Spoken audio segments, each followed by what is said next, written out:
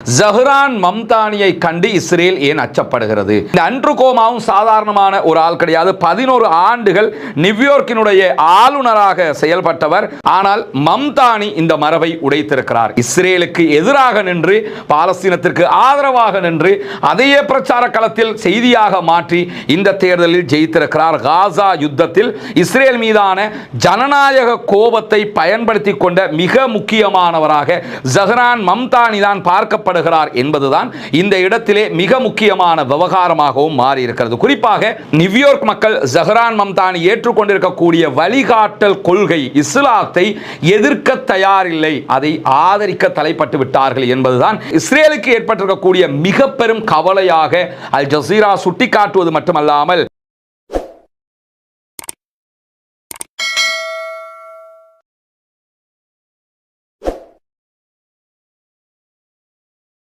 அன்பிற்கினிய சகோதர சகோதரிகளே, நம் அனைவர் மீதும் ஏக இறைவனுடைய அமைதியும் கருணையும் உண்டாகட்டுமாக என்கிற பிரார்த்தனைகளோடு இன்றைய இந்த வீடியோவில் ஜஹ்ரான் மம்தானி நியூயார்க்கினுடைய மேயராக தேர்வாகி இருக்கிறார். ஜனவரி மாதம் அவர் தன்னுடைய பதவியை உத்தியோகபூர்வமாக ஏற்றுக்கொள்ள இருக்கிறார். இந்த சூழ்நிலையில் ஜஹ்ரான் மம்தானியினுடைய வெற்றி அமெரிக்காவில் பல மட்டங்களிலும் பேசு பொருளாக மாறியிருப்பது மட்டுமல்லாமல் சர்வதேச நாடுகளிலும் பல முக்கிய பேச்சுவார்த்தையாளராக ஜஹ்ரான் மம்தானியினுடைய பெயர் மாறி இருப்பதை நாம் பார்க்க முடியும். இந்த நிலையில் அல் ஜசீராவினுடைய அரபு மற்றும் ஆங்கில பக்கங்கள் ஒரு முழுமையான கட்டுரையை விவரித்திருக்கிறார்கள்.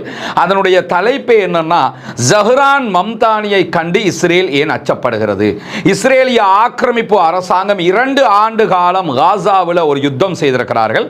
அந்த யுத்தத்தினுடைய யதார்த்தமான கள நிலவரம் தற்போதுதான் உலகம் முழுவதும் பேசுபொருளாக மாறி இருப்பதை நம்ம பார்க்க முடியும்.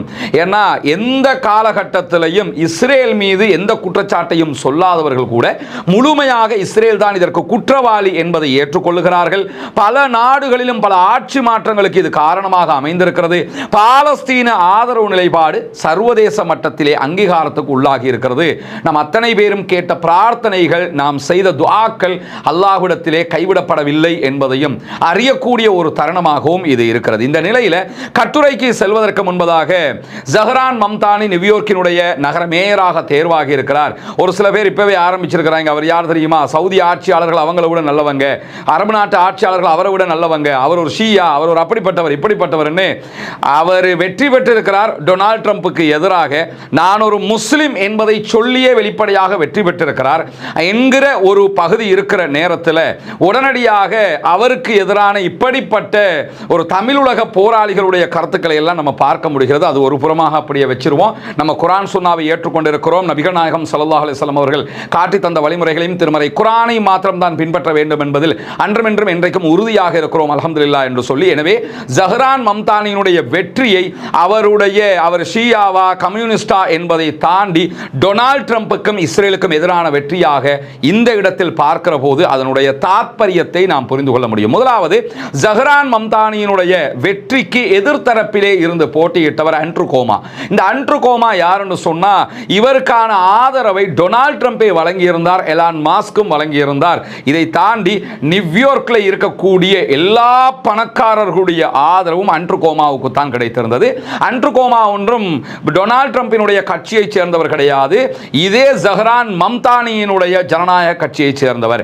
ஜஹ்ரான் மம்தானிக்கு ஜனநாயக கட்சி உட்கட்சி தேர்தலில் வெற்றி பெற்று அவர்தான் வேட்பாளர் என்று அறிவிக்கப்பட்டதற்கு பிறகு உட்கட்சி தேர்தலில் தோல்வி அடைந்த அண்ட்ரூ கோமா ஜஹ்ரான் மம்தானிக்கு எதிராக சுயேட்சையாக போட்டியிட்டார். ஜஹ்ரான் மம்தானிக்கு எதிரான ஒரு வலுவான போட்டியாளராக அவர் இருந்ததனால தான் ஸ்லிவா என்கிற டொனால்ட் ட்ரம்பினுடைய கட்சியால் போட்டியிட்டவருக்கே டொனால்ட் ட்ரம்ப் சப்போர்ட் பண்ணாம நேரடியாகவே தன்னுடைய எதிர்கட்சியை சேர்ந்தவராக இருந்தாலும் ஜஹ்ரான் மம்தானிக்கு எதிரானவர் என்கிற ஒரே காரணத்துக்காக அண்ட்ரூ கோமாவுக்கு அவர் சப்போர்ட் பண்ணி இருந்தார்.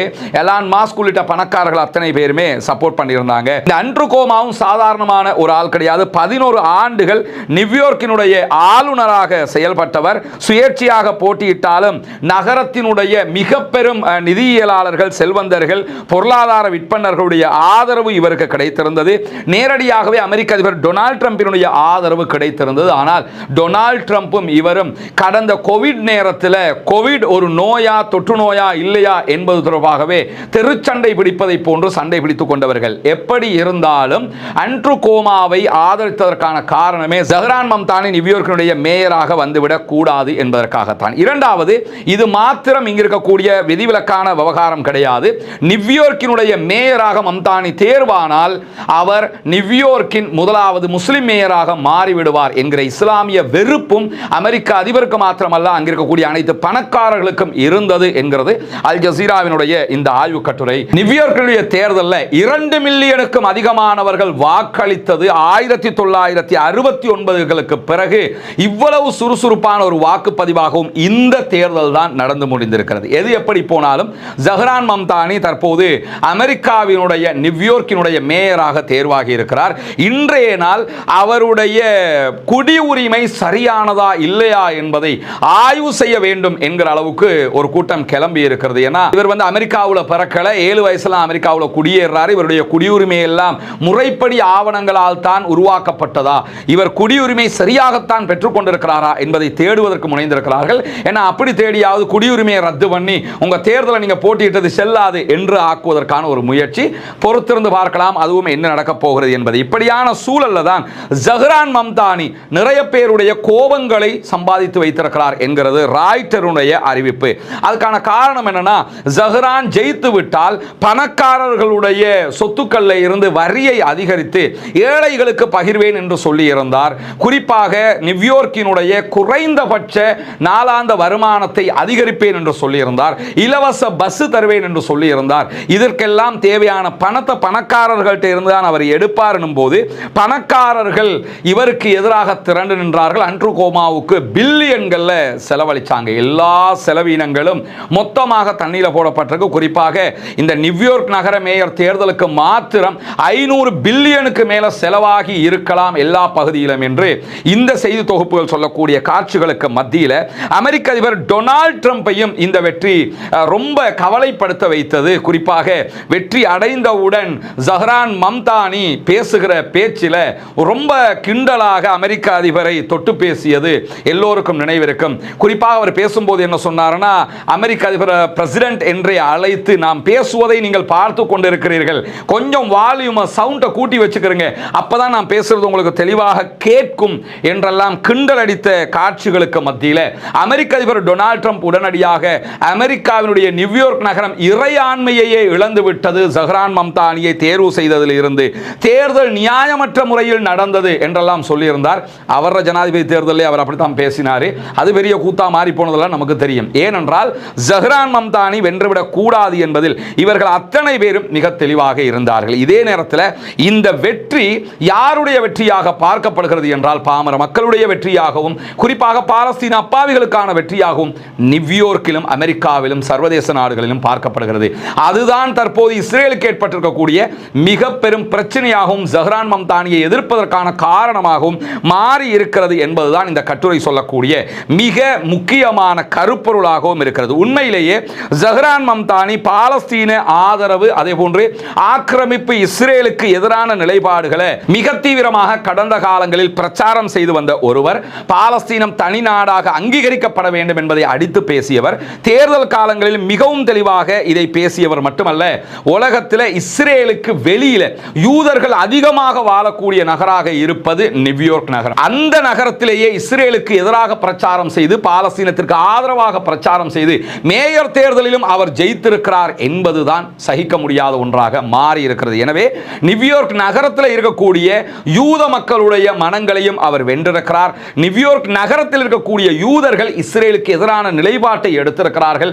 பாலஸ்தீனத்துக்கு ஆதரவான நிலைப்பாட்டை நியூயார்க் வாசிகள் எடுத்திருக்கிறார்கள் என்பதும் இந்த இடத்தில் பார்க்கப்படுகிற மிக முக்கியமான செய்தி. இதையெல்லாம் தாண்டி இஸ்ரேலுடைய தி ஜெருசலம் போஸ்ட் அவருடைய ஹீப்ரு மொழியில் வெளியிட்டிருக்கக்கூடிய சில செய்திகளை அரபு ஆங்கில மொழிகளில் அல் ஜசீரா இன்றைக்கு பிரஸ்தாபிக்கிறது. அதை பற்றி பேசுகிற போது அல் ஜசீரா சுட்டிக்காட்டுகிற தி ஜெருசலம் போஸ்டினுடைய செய்திகளில் இஸ்ரேலுக்குள்ள ஜஹ்ரான் மம்தானியினுடைய வெற்றி எப்படி பார்க்கப்படுகிறது என்பதை நம்ம கவனிக்க முடியும். குறிப்பாக அமெரிக்காவில் வெற்றி பெற வேண்டும் என்றால் இஸ்ரேலுடைய ஆதரவு யாருக்கு இருக்கிறதோ அவர்தான் அமெரிக்காவில் ஜனாதிபதி தேர்தலாக இருந்தாலும் சரி, எதற்கான தேர்தல்களாக இருந்தாலும் சரி, அப்படியானவர்கள் தான் வெற்றி பெற முடியும் என்கிற ஒரு முன் நிபந்தனை நீண்ட காலமாகவே உறுதியாகவே இருந்தது. யார் இஸ்ரேலுக்கு சப்போர்ட்டா இருப்பாங்களோ அவங்க அமெரிக்காவில் ஜெயிச்சிடலாம் என்கிற ஒரு நிலை இருந்தது. ஆனால் மம்தானி இந்த மரபை உடைத்திருக்கிறார். இஸ்ரேலுக்கு எதிராக நின்று, பாலஸ்தீனத்திற்கு ஆதரவாக நின்று, அதையே பிரச்சார களத்தில் செய்தியாக மாற்றி இந்த தேர்தலில் ஜெயித்திருக்கிறார். காசா யுத்தத்தில் இஸ்ரேல் மீதான ஜனநாயக கோபத்தை பயன்படுத்தி கொண்ட மிக முக்கியமானவராக ஜஹ்ரான் மம்தானி தான் பார்க்கப்படுகிறார் என்பதுதான் இந்த இடத்திலே மிக முக்கியமான விவகாரமாகவும் மாறி இருக்கிறது. குறிப்பாக இந்த வெற்றி இன்னும் ஒரு முக்கியமான செய்தியை சொல்கிறது. அமெரிக்க அதிபர் டொனால்ட் ட்ரம்ப், அதே போன்று நியூயார்க் நகரத்தினுடைய பணக்கார உயர் அடுக்கு பில்லியனர்கள் யாராக இருந்தாலும் இவர்கள் அத்தனை பேருக்கும் ஒரு மிகப்பெரிய தொந்தரவை கொடுத்தது மட்டுமல்லாமல் இஸ்ரேலுக்கு தாங்க முடியாத தொந்தரவாகவும் இது மாறி இருக்கிறது. அதனால்தான் ஜியோனிஸ்டுகள் ரொம்பவே கோபப்பட்டிருக்கிறாங்க ஜஹ்ரான் மம்தானியினுடைய வருகையால்.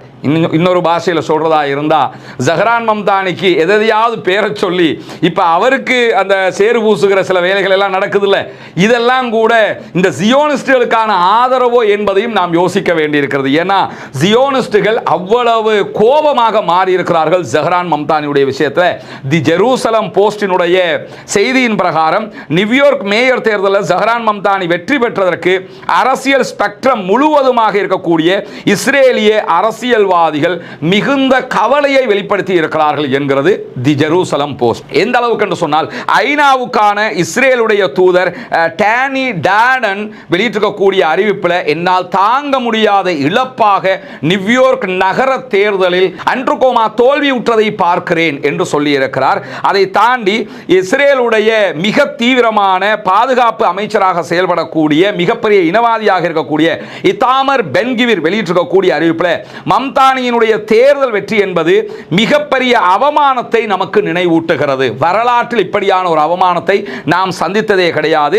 ஏனென்றால் அவருடைய வெற்றி யூத எதிர்ப்புக்கான பொது ஆதரவை பெற்றுக் கொண்டிருக்கிறது அப்படிங்கிறார். ஏன்னா யூதர்களுக்கு எதிராக, இஸ்ரேலுக்கு எதிராக பிரச்சாரம் பண்ணி அவர் ஜெயிச்சிருக்கிறார்னா பொதுவான ஆதரவை அவர் மிக தெளிவாக பெற்றிருக்கிறார். மம்தானி ஒரு பாலஸ்தீன விடுதலை அமைப்பினுடைய ஏஜென்ட் என்றெல்லாம் ரொம்ப காட்டமா தாங்க முடியாம பேசியிருக்கிறார் இத்தாமர் பென்கிவிர். ஏன்னா அவ்வளவு பெரிய எதிர்ப்பலை அவருக்கு உருவாகுவதற்கான காரணம் என்ன? இவ்வளவு காலமாக யூதர்களின் கோட்டையாக நாங்க நினைச்சா நியூயார்க்ல எதையும் பண்ணுவோம் என்று சொல்லி இஸ்ரேலுக்கு அடுத்ததாக அவர்களுடைய தளமாக இருந்ததே நியூயார்க். அந்த நியூயார்க்ல இந்த மம்தானி தற்போது 35 வயதுல ஆட்சி பொறுப்பை ஏற்றுக்கொண்டிருப்பது என்பதுதான் தாங்க முடியாத ஒன்றாக இருக்கும்போது, இஸ்ரேலுடைய பிரபல செய்தித்தாளாக இருக்கக்கூடிய ஹெரேட்ஸ் மிக முக்கியமான இந்த ஜஹ்ரான் மம்தானி தொடர்பான செய்திகளை கவர் பண்ணியிருக்கிறாங்க.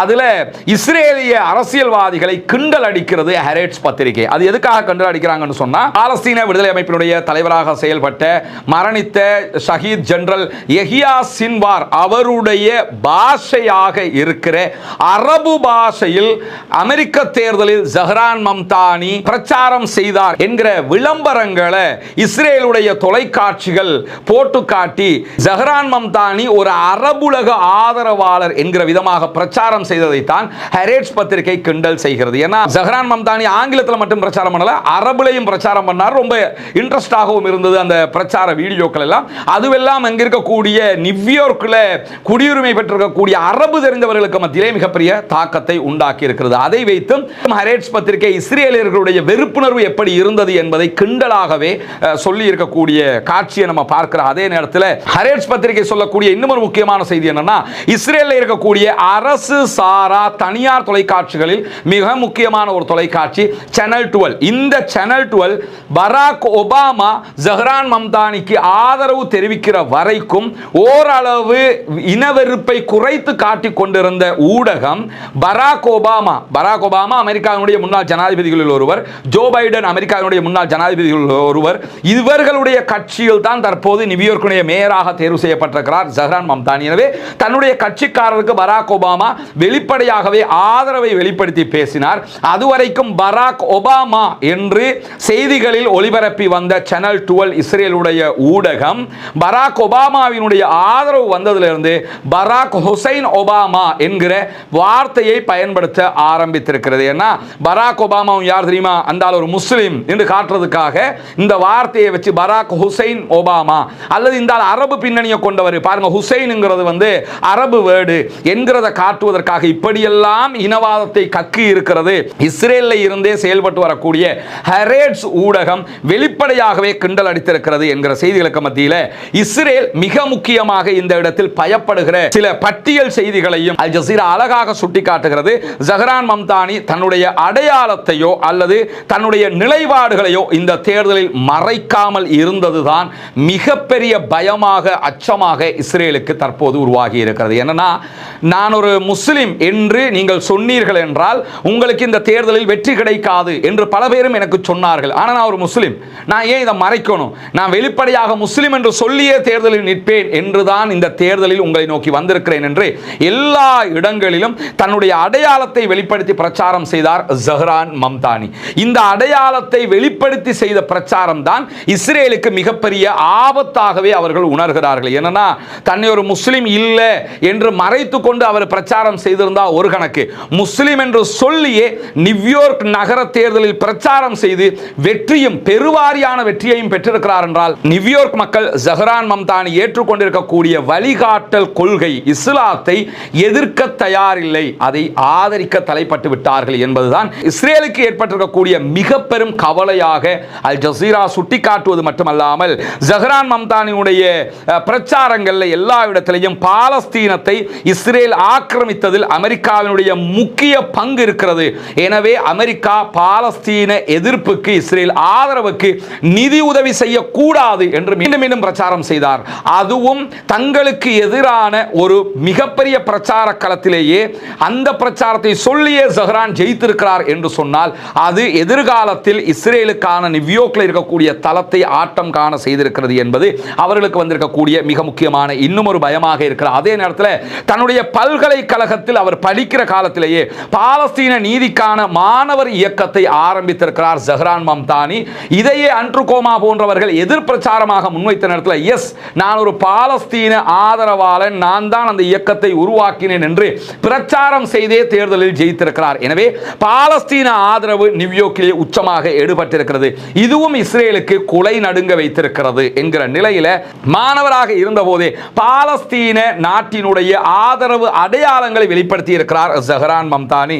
குறிப்பாக அவருடைய பிரச்சாரங்களில் பாலஸ்டைன் கூஃபியாவை அவர் அணிந்து கொண்டு தெரிந்தார். கருப்பு வெள்ளையில கூஃபியா போடுவாங்களா இல்லையா, அந்த கூஃபியாவை அணிந்து கொண்டு அவர் பிரச்சாரம் செய்தது இஸ்ரேலிய நிறவெறியை முடிவுக்கு கொண்டு வா என்று சொல்லி அடித்த ஸ்டிக்கர்கள் அவருடைய வெஹிக்கிள் ஒட்டி இருந்தது. அவர் டி ஷர்ட்டாக அதை அணிந்து கொண்டு திரிந்தது எல்லாம் பாலஸ்தீன ஆதரவை தெளிவாக பேசிய ஜஹரான் மம்தானி எப்படி வெற்றி பெற்றார் என்கிற ஆச்சரியத்தை இஸ்ரேலுக்கு உண்டாக்கி இருப்பது மட்டுமல்லாமல் மே மாதம் 2023 அதாவது பாலஸ்டைன் இஸ்ரேல் வார் ஆரம்பிக்கிறதுக்கு முன்னாடியே மே மாசத்திலேயே நியூயார்க் மாநிலத்தினுடைய மாநில சட்டமன்ற உறுப்பினராக செயல்பட்ட ஜஹரான் மம்தானி குடியேறிகள் தொடர்ந்து காசாவிலையும் அதே போன்று வெஸ்ட் பேங்க் பகுதிகளில் பாலஸ்தீனத்தினுடைய பகுதிகளை இஸ்ரேலியர்கள் ஆயுத முனையில கைப்பற்றுகிறார்கள், வன்முறையில அடித்து பறித்து அவர்களுடைய இடங்களை கைப்பற்றிக் கொள்கிறார்கள். இப்படி கைப்பற்றுகிற குடியேறிகளுக்கு நியூயார்க் மாநிலம் எக்காரணம் கொண்டும் நிதி உதவி செய்யக்கூடாது. அங்க பாலஸ்தீனத்தில் இருக்கக்கூடிய அப்பாவிகளுடைய இடத்தை பிடிக்கிறதுக்கு நீங்க இங்க இருந்து ஹெல்ப் பண்றீங்க அமெரிக்கா, குறிப்பாக நியூயார்க் மாநில நிர்வாகம் ஹெல்ப் பண்ணுது. இந்த மாநில நிர்வாகம் செய்கிற நிதி உதவியை முடிவுக்கு கொண்டு வருவதை நோக்கமாக கொண்ட நமது செலவில் இஸ்ரேல் வாழ முடியாது என்கிற அவருடைய மசோதாவும் மிகப்பெரிய வரவேற்பை பெற்ற மசோதா. தனி மனிதராக பாலஸ்தீனத்திற்கு ஆதரவாக இஸ்ரேலுக்கு எதிராக நியூயார்க் சட்டமன்றத்தில் 2023 ஒரு தீர்மானத்தை கொண்டு வந்து வெற்றி பெற்றிருக்கிறார் ஜஹரான் மம்தானி. அதற்கு பிறகுதான் தற்போது மேயராக முடிசூட்டி இருக்கக்கூடிய நிலையில் நான் மேயராக தேர்வு செய்யப்பட்டால் எரிக் ஆடம்ஸால் நிறுவப்பட்ட அமெரிக்க இஸ்ரேல் பொருளாதார உறவுகளை மேம்படுத்துவதற்கான கவுன்சிலை ரத்து செய்வேன் என்று அறிவித்திருந்தார். அமெரிக்க இஸ்ரேல் பொருளாதார கவுன்சில் என்று சொல்லி ஒரு கவுன்சிலை எரிக் ஆடம் என்கிற இவருக்கு முன்னால் இருந்த இப்ப இருக்கக்கூடிய நியூயார்க்கினுடைய மேயர், இவருடைய காலம் டிசம்பரோட முடிஞ்சிரும். இப்ப இருக்கக்கூடிய சிட்டிங் மேயர் ஒரு கவுன்சிலை உருவாக்கி இருக்கிறார். நான் மேயராக வந்தால் அமெரிக்க இஸ்ரேல் பொருளாதார கவுன்சிலை ரத்து செய்வேன் என்று சொல்லியிருந்தார் ஜஹரான் மம்தானி. அதையும் ஏற்றுக்கொண்டு நியூயார்க் நகர மக்கள் வாக்களித்திருக்கிறார்கள். எனவே இஸ்ரேலுக்கு இதுவும் பீதியை உண்டாக்கி இருக்கக்கூடிய நிலையில அக்டோபர் 2023 முதலாக காசா பகுதிக்கு எதிராக இஸ்ரேலிய ஆக்கிரமிப்பு ராணுவம் நடத்தி வந்த இன அழிப்பு யுத்தத்தில் மனசாட்சி உள்ளவர்கள் இஸ்ரேலுக்கான அமெரிக்க ராணுவ நிதியை நிறுத்துவதற்கு கோர வேண்டும் என்று தொடர்ந்து பிரச்சாரம் செய்து வந்தார் நியூயார்க் நகரத்தினுடைய புதிய மேயராக தெரிவாகி இருக்கக்கூடிய ஜஹ்ரான் மம்தானி.